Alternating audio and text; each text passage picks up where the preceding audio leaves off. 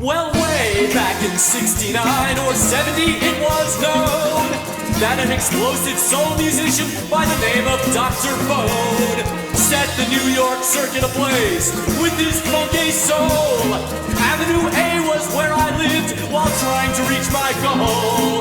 Those who were electrified by witnessing his shows remember like it was yesterday when he stood out from the pros.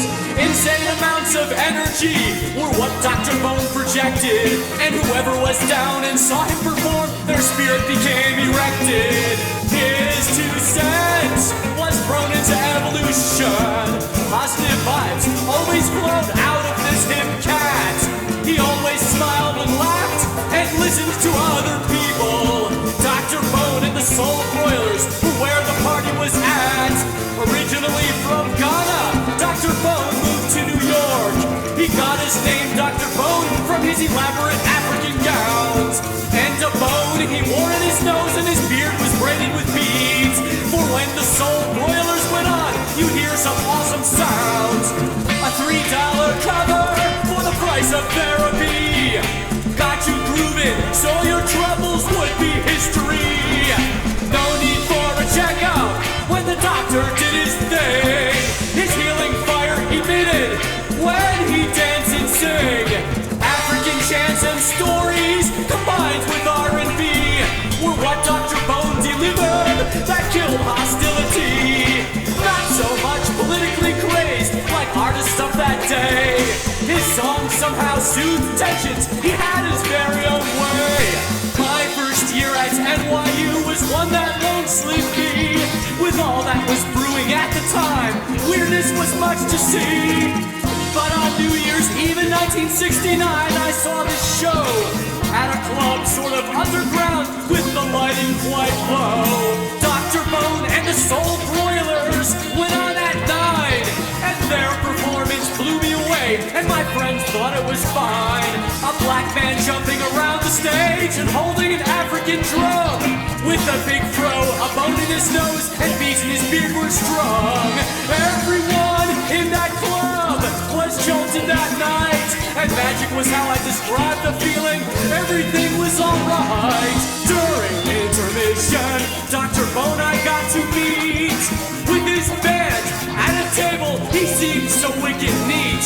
He was so cheerful and laughed a lot and asked me what I liked.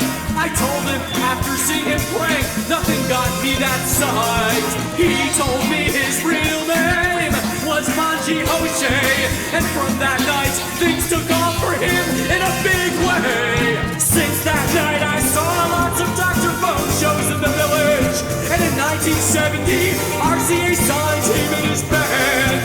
Pulse of the World was Dr. Bone's first release. I bought every album he made as he ignited the land.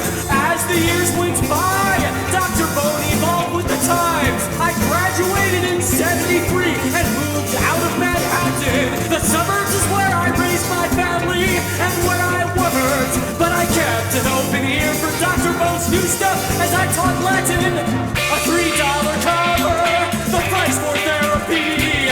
Got you grooving so your troubles would be history. No need for a checkup when the doctor did his thing. His healing fire emitted when he danced and sang. African chants and stories combined with R&B were what Dr. Bone delivered that killed hostility. Not so much politically crazed like artists of that day. His songs somehow soothed tensions. He had his very own way. Dr. Bone and the Soul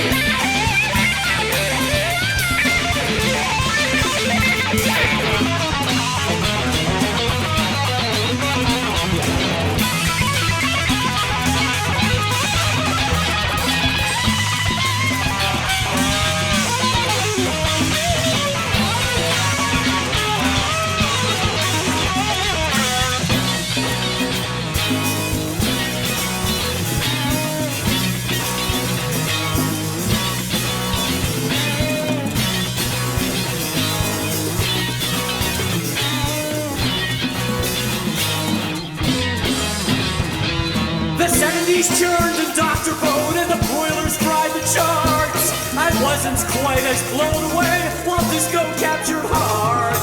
He sounded slightly more commercial over the years. Boogie fever affected his sound, but didn't shame it to tears. The early 80s stuff he did lacked his early magic. Drum machines and synths replaced the horns, which I thought was tragic. So I became less aware, but never completely forgot the impression he burnt in me that I'd never let rot. I still buy all his records, and my kids are now hip to Dr. Bone and the Soul Broilers cracking their sonic whip. When the 90s dawned on us and music became more real, I heard somewhere Dr. Bone's recent comeback was the deal. So I bought his new CD and once again was impressed. It sounded raw and less produced, and he was radically dressed. I brought my son to see him perform in the spring of '95, and sure enough, he still had the same fire while playing live. Check this out, after the show while my kid and I were gonna split, I saw Dr. Bone on his way out with the cats in his band. I yelled, "Hey Manji!" and he quickly turned around and recognized me and smiled and crossed the room and shook my hand. A $10 cover, the price for therapy. Got you grooving so your troubles would be history. No need for a checkup when the doctor did his thing. His healing fire emitted when he danced and sang. African chants and stories combined with R&B were what Dr. Bone delivered that killed hostility. Not so much politically crazed like artists of that day. His songs somehow soothed tensions he had his very own way. He said 26 years have passed and he was delighted to see me. I complimented his charity show, then he met my son. So glad to see he remembered me and said I hardly aged. Now it's 2:05 and I've heard the doctor still gets it done.